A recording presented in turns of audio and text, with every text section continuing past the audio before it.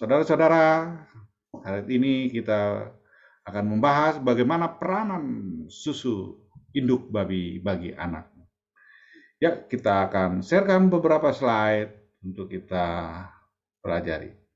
Yang pertama adalah dalam ransum induk, kita harus memperhatikan nutrisi yang diperlukan bagi induk ini supaya susunya diproduksi banyak, terutama serat, ya, kalsium, fosfor. Ini harus banyak karena susu itu banyak lemaknya juga.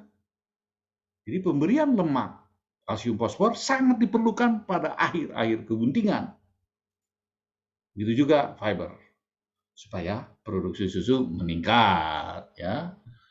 Selanjutnya bahwa kematian anak babi itu banyak disebabkan karena kelaparan, tertindih, kedinginan. Semuanya ini disebabkan karena biasanya kekurangan makan atau kekurangan minum, terutama ketika fase menyusui. Ya, dia kedinginan karena kurang susu, perlu pemanas. Dia ketindih juga karena lapar, akhirnya dia tidak bisa menghindar dan kelaparan. Ya, jadi kita perlu mengurangi kematian pada anak babi ini dengan memperbaiki lingkungan, memperbaiki induk, memperbaiki piglet supaya kemampuannya dapat hidup lebih baik. Ya, selanjutnya bahwa data menurut Xiaombing 96 bahwa kematian anak babi ini 47% disebabkan karena kelaparan dan 12% karena tertindih. Itu pada umur-umur 1 sampai 2 hari. Jadi maksimum kematiannya sangat tinggi ketika umur 1 minggu pertama kehidupannya. Ayo kita perbaiki. Peternak-peternak seluruh Indonesia, mari kita perbaiki pada minggu pertama. Jangan sampai anak babi kita banyak yang mati. Nah, data produksi susu diperoleh bahwa produksi susu itu akan meningkat pada 3 minggu pertama dan kemudian akan menurun sampai dengan 42 hari. Makanya kenapa orang menyapi induk itu pada umur 21 hari atau 35 hari atau 45 hari dan maksimum 2 bulan. Kenapa? Karena produksi susu sudah minimum. Jangan terlampau lama menyapi induk, maksimum 2 bulan. Karena susu sudah tidak ada lagi yang dihasilkan, artinya sedikit lah ya. Selanjutnya, bahwa kita amatin 24 sampai 48 jam pertama itu perlu kita berikan kolostrum. Apa itu kolostrum? Kolostrum itu adalah susu pertama umur 48 jam pertama setelah dia induk melahirkan. Nah, itu wajib semua anaknya mendapatkan itu. Karena kolostrum ini mengandung imunoglobulin. Itu adalah untuk antibodi, untuk daya tahan anak babi menahan segala penyakit, ya. Dan dia tinggi protein, imunoglobulin A, B. Ya, oke, kawan-kawan, berikan susu kolostrum pada babi yang baru lahir, terutama pada 48 jam pertama. Bila perlu dirotasi, ya. Nah, ini kolostrum itu ya banyak mengandung, beda dengan susu biasa. Kolostrum itu tinggi protein, tinggi juga IgA, IgG, ya. Ini kita hampir 100 kali lipat, ya. IgG-nya, imunoglobulin G-nya hanya 45 kali lipat. Makanya wajib bagi peternak untuk meningkatkan kolostrum pada anak babi supaya dia kuat antibodinya. Inilah contoh, pemberian kolostrum itu harus kita rotasi dan kita atur supaya anak-anak babi yang baru lahir segera mendapatkan itu. Itu perjuangkan, harus diperjuangkan, jangan sampai kurang. Walaupun dalam mempersiapkan induknya, seminggu atau 2 minggu sebelum melahirkan, kita perjuangkan secara nutrisi. Siapkan secara ketenangan, ya. Harus tenang, harus adem, ya, nyaman, sehingga susu bisa keluar. Jangan induknya sampai stres. Biasanya, induk stres itu akan menurun jumlah susu yang dihasilkan. Itulah sebenarnya si anak babi ini pertumbuhan antibodinya itu akan terjadi setelah 2 minggu ke sana. Makanya 2 minggu ke bawah umur anak babi ini dia belum mempunyai antibodi. Perlu dia mendapatkan antibodi dari susu yang dihasilkan yaitu kolostrum. Makanya bapak-bapak, ibu-ibu, peternak yang terbaik yang saya cintai, berilah kolostrum anak babi ini supaya anak babi ini dapat sehat kuat karena dia belum mempunyai antibodi. Antibodinya dibentuk setelah 2 minggu ke atas dan sempurna setelah 6 bulan. Cukup lama ya. Bila dia cukup mendapat susu dan kolostrum, dia akan tahan terhadap penyakit pernapasan, tahan terhadap penyakit pencernaan. Artinya babinya lebih besar, pertumbuhannya lebih baik. Ya, selanjutnya Penggunaan susu ini juga tadi sudah dibilang kaya akan energi, kaya akan protein, kaya akan antibodi.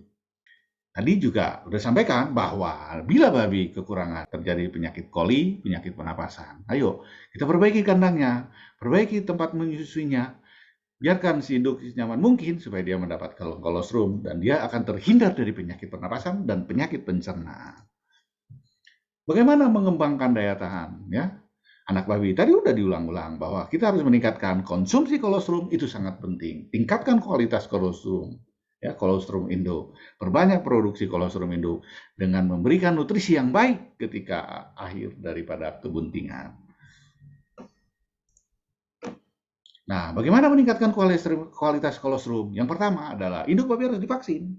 Vaksinlah dia kolera, vaksin dia diphtheria, vaksin dia kalau dengan VCV, ya kalau di sana ada wabah, vaksin dia dengan mikroplasma, ya vaksin juga ada penyakit lain. Itu diharapkan pada awal-awal dari kehidupan anak babi ini dia mendapatkan transfer antibodi dari susu kepada anaknya. Jadi meningkatkan kualitas daripada kolostrum itu dengan cara vaksinasi, ya. Kedua, berikan kalsium fosfor yang tinggi dan protein yang tinggi dalam langsung hidup supaya dia dapat memproduksi kalsium, fosfor, dan protein buat susu yang lebih banyak. Mulai diberikan pada umur 108 hari kebuntingan, artinya dia 2 minggu sebelum dia lahir, ya. Seminggu sampai 2 minggu dia sebelum lahir, dia diberikan kalsium, fosfor, dan protein tinggi, ya. Nah, perlu juga ini gilt dan sow itu sering dicampur ya, tapi dengan kondisi ASF begini kita agak kurangi lah ya untuk mencampur induk, gilt darah dan induk. Nah, ini juga perlu diperhatikan untuk meningkatkan jumlah kolostrum yang dihasilkan, kita harus memberikan induk ini serat ya supaya kotorannya tidak keras. Bila kotorannya keras, biasanya susu agak susah keluar dan akan terjadi banyaklah penyakit-penyakit yang akan menyebar kepada anak babi ini.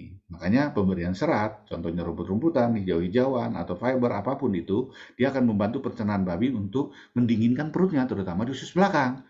Bila usus belakangnya bagus, maka produksi susu akan meningkat. Dan risiko kematian stillborn ini, kematian saat lahir akan berkurang. Piglet menjadi, anak babi menjadi lemah berkurang. Ya, risiko produksi susu sedikit akan berkurang. Ayo, berikan serat ya supaya kotoran tidak menjadi keras. Bila kotoran tidak menjadi keras, maka produksi susu akan meningkat. Nah, ini kita gambar ini mengatakan bahwa kolostrum yang cukup, kematian anak babi akan menurun. Bila kolostrum kurang, biasanya anak babi akan menjadi lemah, kedinginan. Ya, makanya dia tidur di punggung babinya. Ya, makanya konsumsi kolostrum pada induk babi terhadap anaknya harus ditingkatkan. Nah, ini juga contoh. Anak babi yang diberikan kolostrum cukup, dia badannya panas, hangat. Dia bisa bertahan dari segala lingkungan apapun juga. Tapi kalau tidak, dia kedinginan, biasanya malnutrisi, penyakit pneumonia, diare, dan mencret. Akhirnya ya dia akan mati sendiri ya, mati lemas, kekurangan nutrisi atau malnutrisi. Oke, nah bila anak babinya banyak, sedangkan susunya misalnya hanya 14 buah, ya, nah kita harus berpikir, kita rotasi saja.